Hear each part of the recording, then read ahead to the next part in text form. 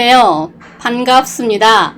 요한계시록 38강 계시록 9장 9절로 10절 말씀 보시겠습니다.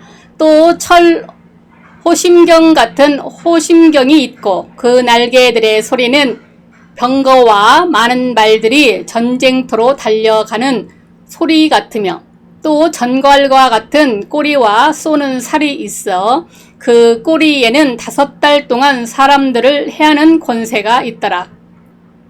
이 세상에 흉악한 일들이 많은데 그 이유가 무엇 때문일까요? 그것은 인간의 욕망에서 나오는 악한 마음 뿐입니다. 그걸 보통 욕심이라고 말합니다.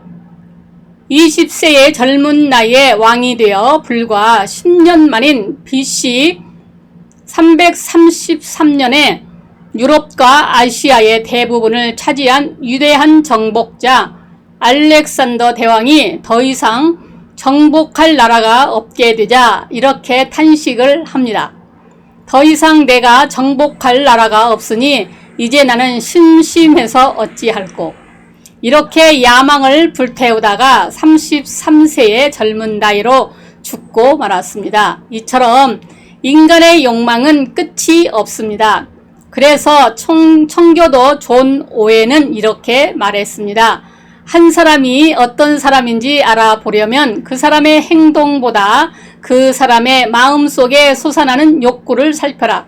그 사람의 욕구가 그 사람이 어떤 사람인지 말해준다. 그러므로 오늘도 세상 욕망의 정체에 대해서 좀 더 깨닫고 하나님 앞에 바로 살기를 원하시는 시간이 되시기를 바랍니다. 세상 욕망의 정체는 무엇일까요? 온 세상이 미친 듯 추구하는 것입니다. 9절 그날 그 날개들이 소리는 병거와 많은 말들이 전쟁터로 달려 들어가는 소리 같으며 황충의 날개 소리가 대단합니다. 황충이 한번 앉으면 비오는 소리가 납니다. 작물을 갉아먹는 소리만도 이렇게 요란한데 날아가는 소리는 얼마나 대단하겠습니까? 이것을 병거와 많은 말들이 전쟁터로 달려가는 것에 비유를 했습니다. 이런 마병대는 바벨론이나 아수르, 애굽이나 몽골의 징기스칸의 군대에서 볼 수 있는 거대한 것입니다.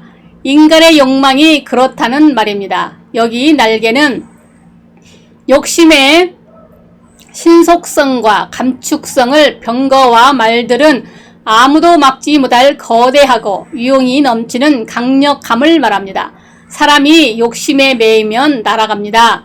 열흘에 할 일을 며칠 만에 끝내기도 합니다. 중국에서 천억대의 부자가 데릴사이를 공개적으로 모집을 했는데 지원자가 200명이 넘었다고 합니다. 돈 때문이었습니다. 돈이 사람을 미치게 합니다. 적당한 욕심은 하나님께서 주셨다고 생각을 합니다. 하나님께서는 인간이 세상에서 생존할 수 없도록 적절한 욕심을 주셨습니다. 그렇지 않고 삶도 꿈도 목적이 없이 돌부처처럼 앉아있어 욕심이 없다 한들 그게 사람입니까? 자기는 돌을 깨우쳤다 스스로 유언할지 모르지만 사람들은 그를 무능하다고 할 것입니다. 예수님께서 말씀하셨습니다. 요한복음 5장 17절에 예수께서 그들에게 이르시되 내 아버지께서 이제까지 일하시니 나도 일한다. 우리 하나님도 일하시는 분이십니다.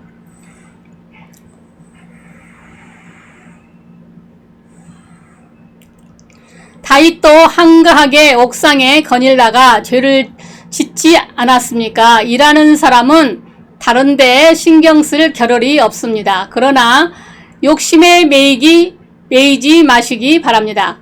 뱀이 자기만큼 큰 뱀을 한 입에 삼키는 걸 봤습니다. 이것이 뱀입니다. 뱀같이 살면 안 됩니다. 박군의 마음이라는 그림을 보셨죠? 사람 마음에 무엇을 품느냐에 따라 뱀도 되고 호랑이도 되고 곰도 됩니다. 마음에 욕심을 품으면 그것을 얻기 위해 미친 듯이 날아갑니다. 달려가지도 않고 날아갑니다. 그러나 그 길은 사는 길이 아닙니다. 전쟁터로 달려 들어가는 소리 같으며 전쟁터로 달려가는 병거와 말의 운명은 무엇이겠습니까? 그 길은 사는 길이 아니라 죽은 길이라는 말입니다. 치열한 전쟁터에서 살아남은 사람이 얼마나 되겠습니까? 그러므로 전쟁터로 달려간다는 것은 그것이 죽는 길인 줄도 모르고 맹렬하게 달려가는 것을 가리킵니다. 이처럼 온 세상이 탐욕에 목적하는 것을 얻기 위해서 미친 듯이 달려갑니다. 지금 수십억 사람들이 모종의 욕망을 향해 어떤 방해도 수고도 무릅쓰고 너도 나도 달려가고 있습니다. 이 행렬은 아담 이래 한 번도 멈춰본 적이 없고 온 세상이 가담된 그 어떤 경기와도 비길 수 없는 거대한 것입니다. 그런데 이 달려감은 살려고 가는 것이 아니란 말입니다. 그래서 야고보서 1장 15절에 욕심이 잉태한 즉 죄를 낳고 죄가 장성한 즉 사망을 낳느니라 했습니다. 잠언 7장 21절로 23절에는 여러 가지 고운 말로 혹하게 하며 입술에 호리는 말로 꿰물어 소년이 곧 그를 따랐으니 소가 푸주로 가는 것 같고 미련한 자가 벌을 받으려고 쇠사슬에 매이러 가는 것과 일반이라. 필경은 살이 그 간을 뚫기까지에 이를 것이라. 새가 빨리 그물로 들어가되 그 생명을 잃어버릴 줄을 알지 못함이라. 일반이라 했습니다. 중국 나라에 있던 이야기입니다. 임금은 총명하진 않았으나 지혜로운 신하들을 많이 거느리고 있었기 때문에 주나라를 강성부국으로 만들 수 있었습니다. 그런데 임금은 나라가 부국으로 성장하게 된 것이 자신의 덕인 줄 착각하고 자신이 이룬 성과에 비해서 현재 누리고 있는 것들이 너무 소박하다고 느꼈습니다. 그래서 식사 도중에 신하들을 불러놓고 말했습니다. 내가 왕이 된 뒤로 나라가 전과도 비교도 되지 않을 정도로 강성해졌소. 그러나 지금껏 그에 걸맞는 대접을 받지 못했다고 생각을 하오. 그러니 이제부터 나무가 아닌 상아로 만든 젓가락을 왕궁에서 사용하도록 하시오. 이 소식을 들은 충신들은 모두 걱정에 빠졌습니다. 일부 신하들은 어째서 젓가락 하나 바꾸는 것이 그렇게 큰 문제가 되냐고 말했습니다. 그러자 욕심이 시작되면 끝이 없습니다. 상아 젓가락으로 시작했지만 조금 있으면 금그릇을 찾을 것이고 그 다음엔 각종 존귀한 보석을 찾을 것입니다. 그리고 머지않아 자신의 무덤이나 왕궁을 새로 짓겠다고 온 국민을 노역에 동원할 것인데 어찌 큰일이 아니겠습니까? 세상 욕심 가지고는 재림의 주님을 기다릴 수 없습니다. 히브리 9장 28절에 이와 같이 그리스도도 많은 사람들의 죄를 담당하시려고 단번에 들으신 바 되셨고 구원에 이르게 하기 위하여 죄와 상관없이 자기를 바라는 자들에게 두 번째 나타나시니라 했고 요한일서 3장 3절에 주를 향하여 이 소망을 가진 자마다 그의 깨끗하심과 같이 자기를 깨끗하게 하느니라 했습니다. 세상 욕망의 결과는 고통스럽습니다. 10절 또 전갈과 같은 꼬리와 쏘는 살이 있어 전갈 모양이 아시지요? 전갈의 앞쪽에는 가위를 가진 우람한 팔이 있고 뒤에 치켜든 꼬리는 무서운 독침을 가지고 있습니다. 그러니까 힘있는 앞팔로 붙잡고 뒷꼬리로 쏩니다. 그러므로 전갈에게 잡히면 피할 수가 없습니다. 이처럼 세상 욕망에 빠져들면 쉽게 빠져나올 수가 없습니다. 마약과 같습니다. 마약은 진통 마취 효과가 있어 의학적으로 사용되지만 습관성 중독성을 유발하여 정신과 신체를 파괴합니다. 그리고 사용을 중단할 경우 격렬한 금단 증세를 일으켜 정상적인 생활이 불가능하게 될 것입니다. 그리고 그 결과는 비참합니다. 그래서 성경에 죄의 싹은 사망이라 했습니다. 사단이 선악과로 하와를 낄 때 얼마나 그 말이 그럴듯하고 좋게 보였습니까? 그러나 먹고 난 다음 그 찌르는 고통은 자손 만대로 온 인류가 그것 때문에 영원한 파멸이 되는 것과 같습니다. 그러므로 죄를 두려워하시기 바랍니다. 그래서 베드로는 경고합니다. 베드로후서 2장 4절로 10절에 하나님이 범죄한 천사들을 용서하지 아니하시고 지옥에 던져 어두운 구덩이에 두어 심판 때까지 지키게 하셨으며 옛 세상에 용서하지 아니하시고 오직 의를 전파하는 노아와 그 7 식구를 보존하시고 경건하지 아니한 자들의 세상에 홍수를 내리셨으며 소돔과 고모라 성을 멸망하기로 정하여 죄가 되게 하사 후세에 경건하지 아니할 자들에게 본을 삼으셨으며 무법한 자들의 음란한 행실로 말미암아 고통당하는 의로운 놋을 건지셨으니 이는 의인을 그들 중에 거하여 날마다 저 불법한 행실을 보고 들음으로 그 의로운 심령이 상함이라. 주께서 경건한 자는 시험에서 건지실 줄 아시고 불의한 자는 형벌 아래에 두어 심판날까지 지키시며 특별히 육체를 따라 더러운 정욕 가운데에서 행하며 주관하는 일을 멸하시는 자들에게는 형벌할 줄 아시느니라. 아멘. 세상 욕망은 십자가에 못 박힌 존재입니다. 10절 그 꼬리에는 5달 동안 사람을 해하는 권세가 있더라. 여기 5달 오에 대한 의미가 고통을 의미하는 수인 것을 5절에 이미 설명했습니다. 그런데 5달 동안이라고 시한을 못 박았습니다. 여기에 복음이 있습니다. 5달 후에는 고통이 끝난다는 것입니다.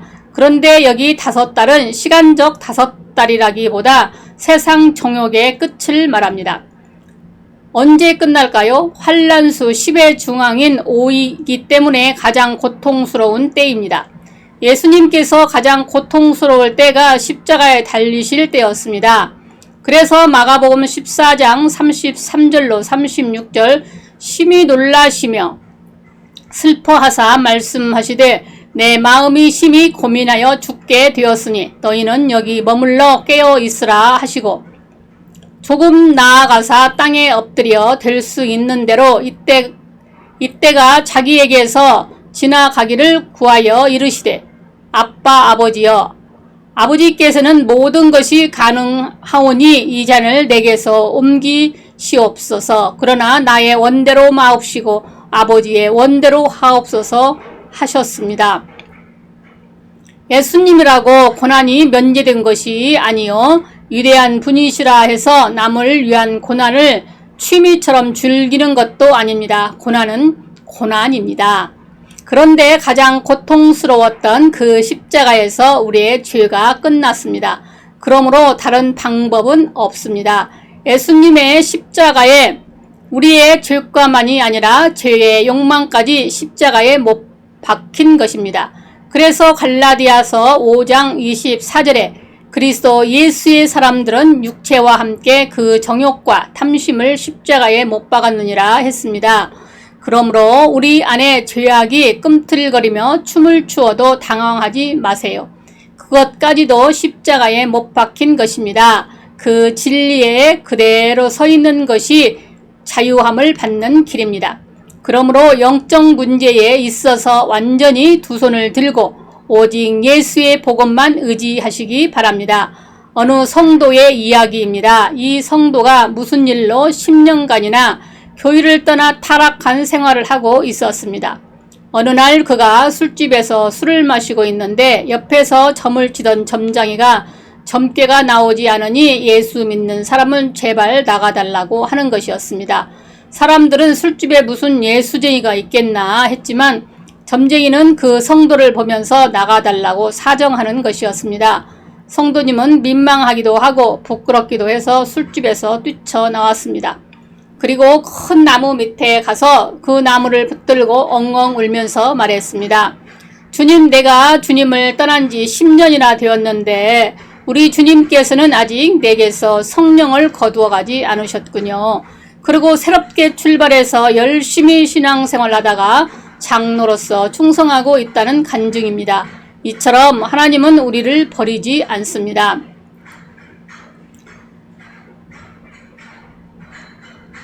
우리를 버리지도 않으시고 진리는 변함이 없습니다. 아무리 우리 안에 죄가 있어도 세상 정욕은 십자가에 못 박힌 존재입니다.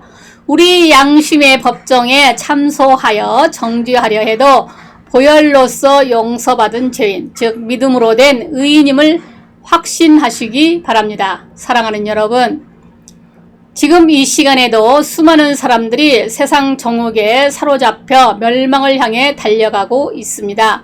그러나 그 길은 행복의 길이 아니요 고통의 길이며 사는 길이 아니라 죽으러 가는 길입니다. 하나님과 재물을 겸하여 섬길 수 없습니다.